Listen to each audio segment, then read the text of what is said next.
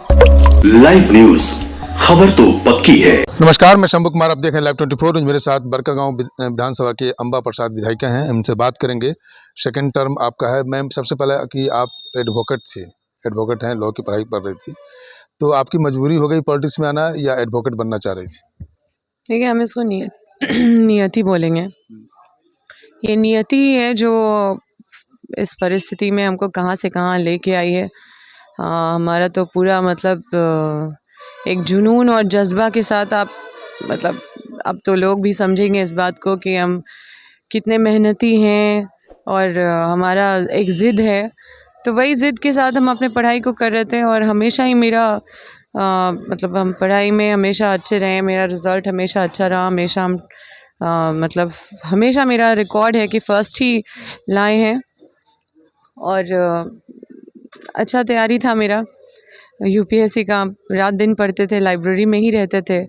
सिर्फ 4-5 घंटे सोने के लिए अपने पीजी हॉस्टल वहाँ जाते थे। तो जुनून था, लेकिन ये परिस्थिति ऐसा हुआ कि पूरा लाइफ में यू टर्न आ गया। और जब आए तो फिर यहाँ पे भी ईमानदारी से इस चुनौती को अपनाए हैं। और फिर जब इस जगह पे आके बहुत सारी चीज़ों को समझा है कि कैसे सिस्टम में इतना जंक लगा हुआ है और कैसे इसमें पेशेंटली अपने लोगों का काम कराते हुए, सबको साथ लेते हुए कैसे हम आगे बढ़े, कैसे चीज़ों को पॉसिबल इम्पॉसिबल चीज़ों को पॉसिबल कैसे करें। ये आए दिन जो है आपके लोकसभा चुनाव में ईडी के द्वारा आपके पूरे परिवार पे छापा, आप ही की नहीं, आपके पूरे परिवार जो आपके संबंधित थे, छापा मरवाया गया, आपको डिस्टर्ब किया गया। यहाँ तक कि ये भी अफवाह फैलाई कि आप मजबूर होकर के बीजेपी ज्वाइन कर लेंगे। तो इस बात को आप कैसे जस्टिफाई करते हैं?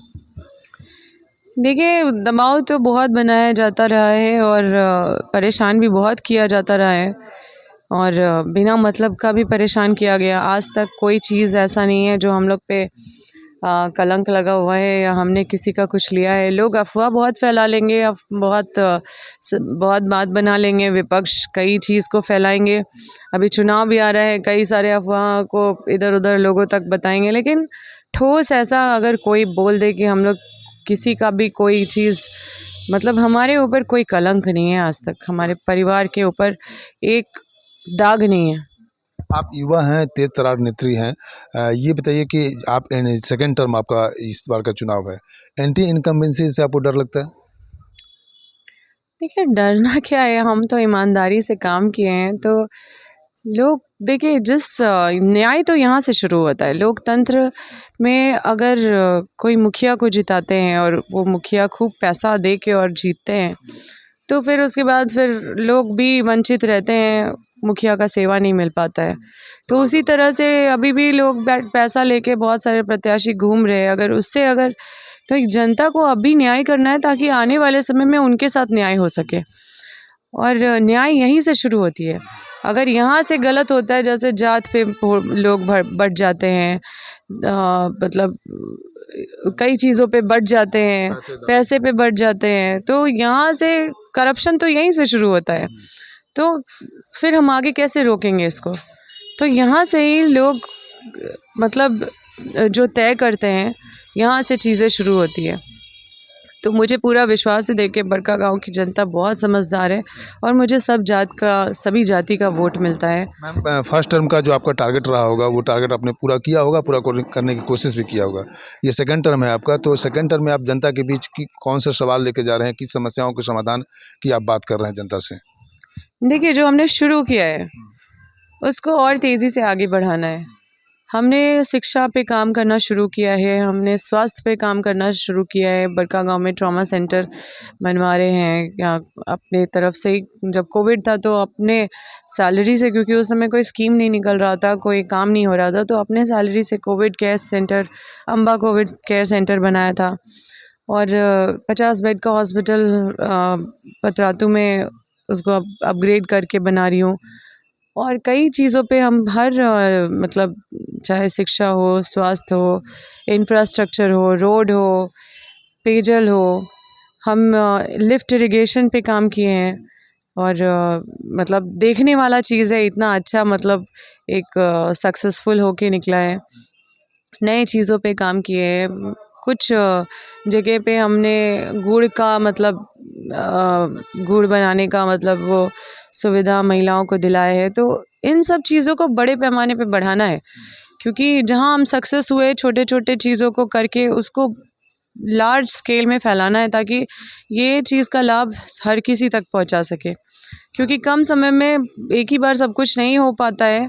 तो जितना समय मिला उतना समय बहुत ईमानदारी से हम चुनौतियां बहुत ही विकास भी करना था लोगों के बीच, हर दुख सुख में, त्योहार में, कोई घटना में, हर जगह हमको उपस्थित होना था, लोगों के साथ खड़ा होना था और लोगों के बीच जनता दरबार करके लोगों का समस्या भी सुनना था, विभाग भी जाना था। 3 जिला में हमारा क्षेत्र 3 जिला से चलता है, चतरा, रामगढ़, हज़ारीबाग, तीनों जिला में जाके वहाँ से काम को पास कराना। हर समय दौड़ते ही रहे हैं, कभी भी। एक सवाल ये रहेगा कि बिहार और झारखंड की ये मेन समस्या है, हम झारखंड की बात कर रहे हैं। विस्थापित और पलायन पलायन की जो है सबसे बड़ी दो मतलब वो है कलंक है झारखंड के लिए। लोग यहाँ से बाहर जाते हैं, मुंबई जाते हैं, झारखंड जाते हैं, लेकिन ये कई सारे स्टेट में जाते हैं। इस समस्याओं को आप लोग मूलभूत से कैसे ख़त्म करना चाहते हैं? क्योंकि झारखंड में रिसोर्सेज की कमी नहीं है। झारखंड अगर चाहे तो वर्ल्ड का सबसे बेस्ट स्टेट बन सकता है, इकोनॉमी से, रोजगार से, हर मामले में, क्योंकि आपका नेचुरल रिसोर्सेज इतना है कि कोई किसी भी चीज़ की कमी नहीं होगी। बिल्कुल ये बेस्ट स्टेट बन सकता है। और हम लोग पहली बार सरकार बनाए, बहुत कम समय मिला, 2 साल कुछ महीना अगर बोले तो लगभग 2 साल कुछ महीना मिला, क्योंकि 2 महीना पहले तो चुनाव ही हो गया। फिर लोकसभा चुनाव में भी 2 महीना हम लोग आचार संहिता फेस करे।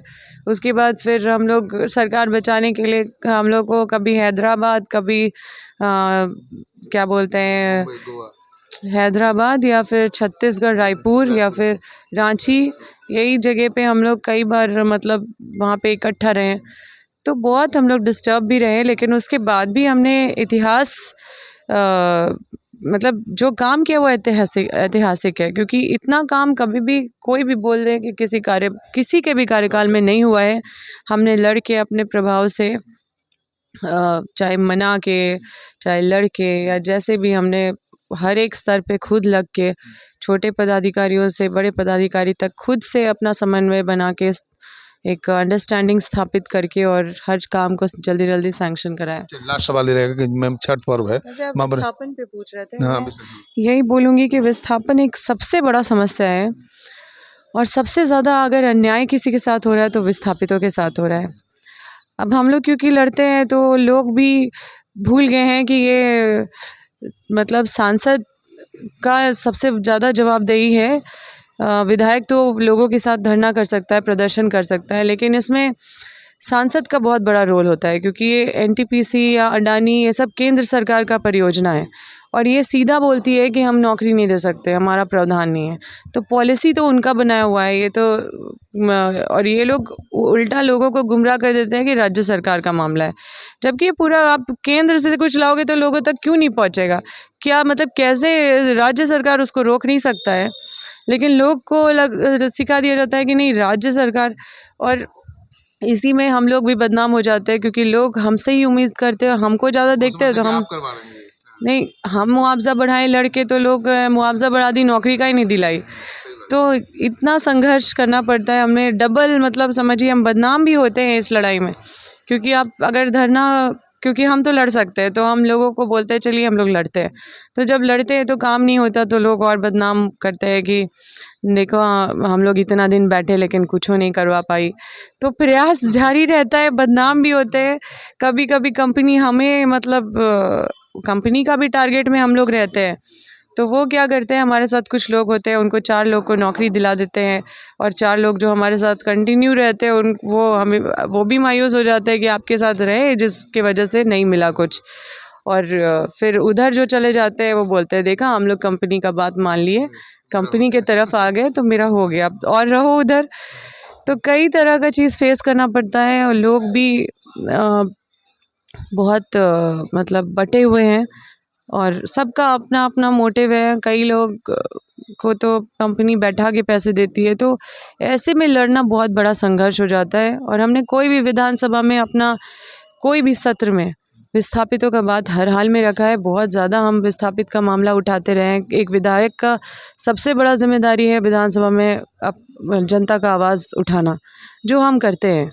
और लोग हैं कि विपक्ष में वो लोग सांसद में बात भी नहीं करेंगे, जबकि ये लोकसभा का मामला है और ये भारत सरकार की कंपनी है, भारत सरकार से जुड़ी हुई है। अगर भारत सरकार कुछ दे रही है तो लोगों तक पहुंचेगा ही पहुंचेगा, उसको रोक नहीं सकता कोई भी। लेकिन यहाँ पे मनमानी तरीके से कंपनी काम करती है और हम लोग बदनाम होते हैं, क्योंकि हम लोग ज़्यादा दिखते हैं।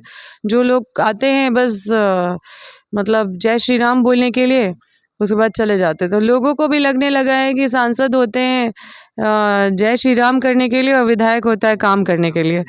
तो बड़ा मुश्किल है ऐसे में। लास्ट वाले छठ पर्व है मैम, महापर्व है झारखंड का, क्या कहेंगे अपने जनता को और पूरे झारखंड वासी को? देखिए, छठ महापर्व है और बहुत ही अच्छे से एक त्यौहार जो हमारे हिंदू धर्म में मनाया जाता है, हमको बहुत अच्छा लगता है, क्योंकि इसमें बहुत डिसिप्लिन देखा जाता है। आप बाकी त्योहारों में देखेंगे कि नाच गान अलग अलग गाने भी बजा देते हैं, लेकिन ये बड़ा पवित्रता से मनाया जाता है और ये त्यौहार में काफ़ी भक्ति में दिखेगा आपको, पूरा माहौल ही बदल जाता है।